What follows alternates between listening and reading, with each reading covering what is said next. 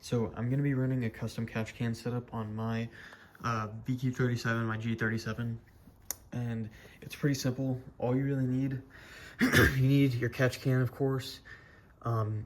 It's recommended that you run 2 on the VQ37, but I'm just going to run 1 and run custom hosing.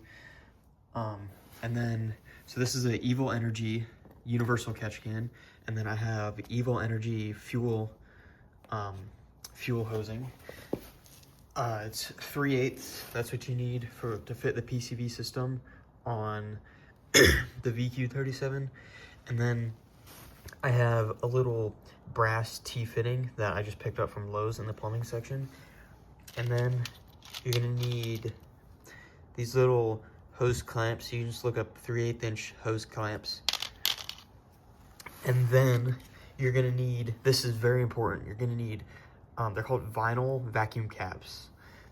I got these from AutoZone. You can obviously order them off Amazon. It's up to you really how you get them.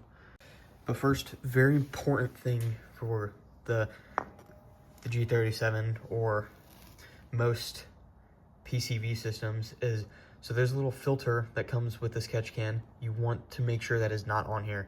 You want this to be sealed, air sealed, because if you get a leak, that'll mess with your idle. You'll have all kinds of issues, and it just makes you think something's wrong with your car when it's really just a small air leak in your catch can system.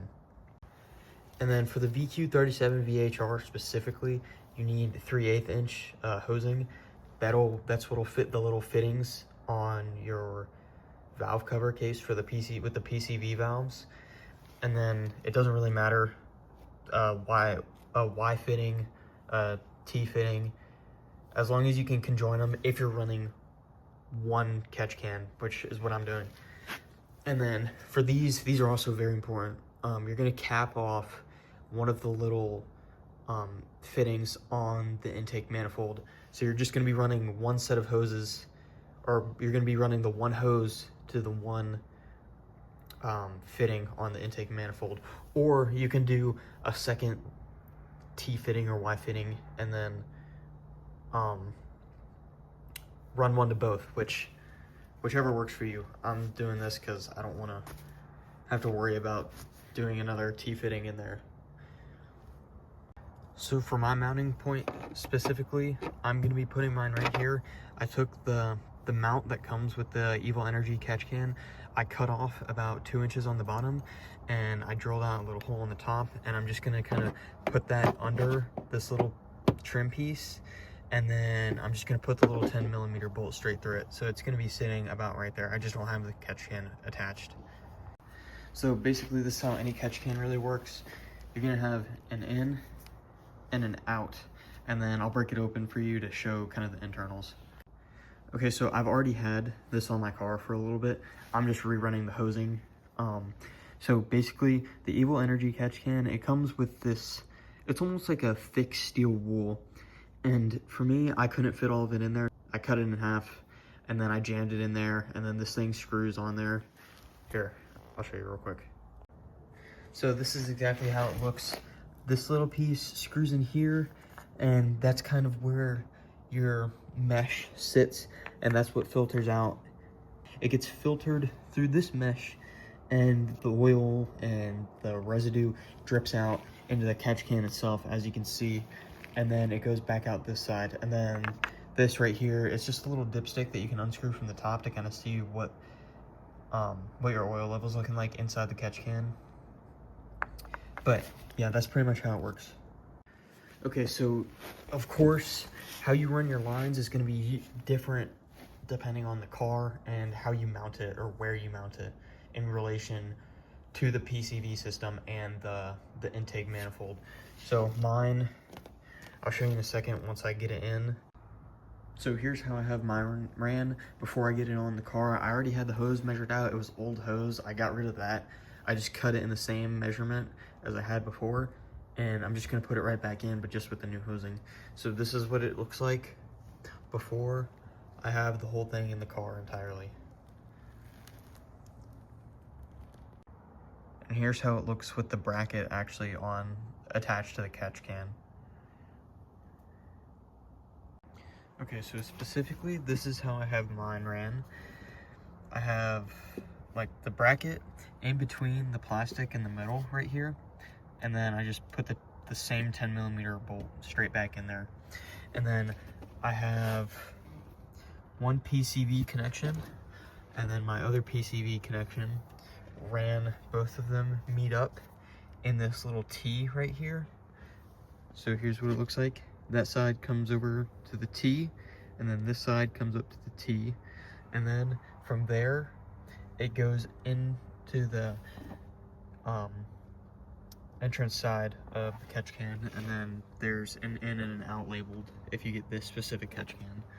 And then from there I have it on the outside going straight into my intake manifold right there.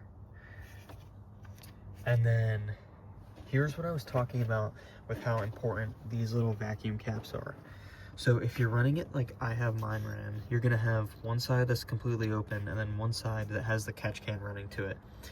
So the side that's completely open, if you run your car with that, it's gonna idle all over the place.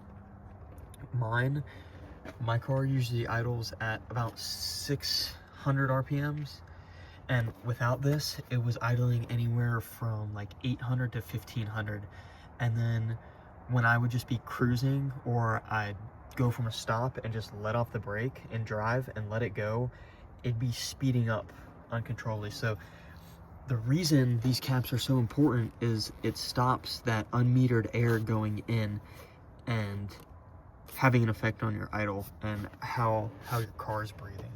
So that's another thing, like I was talking about, having this sealed with the little cap that it comes with, and also making sure the dipstick is completely sealed, because if you don't have either of those sealed, or one of your hoses aren't completely sealed, it's going to act the same as if you had no cap right here.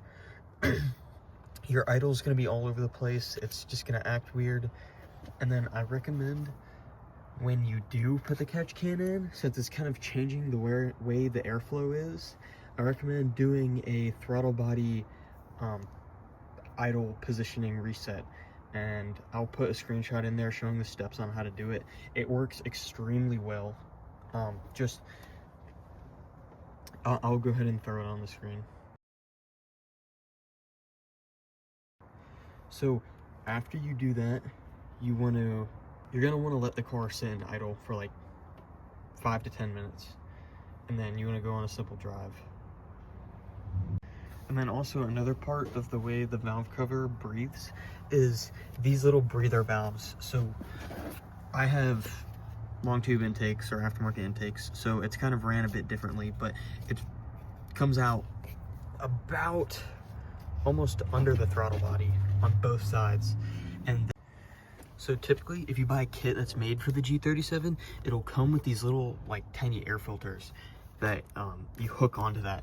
And the whole reason I'm doing this, because the kits are extremely expensive, and I don't think it's worth buying a kit when you can do it for 50 bucks yourself.